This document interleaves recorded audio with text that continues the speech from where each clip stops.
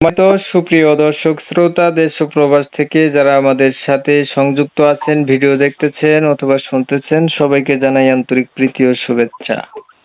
বন্ধুরা, আমি একটি আপুর সাথে কথা বলছিলাম, অডিও কলে সংযুক্ত হয়েছে আমার সাথে, কয়েকদিন থেকেই যোগাযোগ ছিল। উনি কেন আসছে প্রতিবেদনে বিস্তারিত ভিডিওতে থাকবে, আপনারা অবশ্যই ভিডিওটা কন্টিনিউ করবেন। আসসালামু আলাইকুম। ওয়ালাইকুম সালাম। আসসালামু আলাইকুম। ওয়ালাইকুম আসসালাম। কেমন আছেন আপনি? ভালো আছেন? হ্যাঁ, ভালো আছি। আপনি ভালো আছেন? এই তো আলহামদুলিল্লাহ ভালো আছি। আপু, আপনি ভালো আছেন, ভালো থাকবেন, ভালো থাকাই কামনা করছি। আপনি প্রতিবেদনে কেন আসছেন একটু শুনতে চাচ্ছি, বলেন। প্রতিবেদনে আসি ভাইয়া একটা ভালো একটা জীবন সঙ্গীর জন্য। আমার একটা বাচ্চা আছে তাই বাচ্চার দায়িত্বটা যদি কেউ নেয়, সেরকম একজন যদি ভালো মানুষ যদি আমার জীবন সাথী হয়, আমিও তার জীবন সাথী হয়ে তার পাশে থাকবো। ভালো একটা জীবন সাথীর জন্য আসছেন। আপনার একটা বাচ্চা আছে, আপনার হাজবেন্ড নাই? জি না, আমার হাজবেন্ড নেই, আমার হাজবেন্ড ডিভোর্স হয়ে গেছে।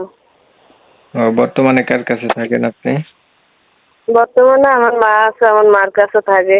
আপনি কি আগে আর কখনো প্রতিবেদন করছিলেন? জি না, আমি আর কখনো প্রতিবেদন করিনি, এই ফার্স্ট যাত্রা আছে। আচ্ছা, বয়স কত বলছিলেন আপনার? আমার বয়স 22। প্রিয় দর্শক শ্রোতা, আপনারা শুনছিলেন, এই আপুটি হচ্ছে মনের মতো একটা মানুষ চাচ্ছে, মনের মতো মানুষ পাওয়ার জন্য উনি প্রতিবেদনে আসছে।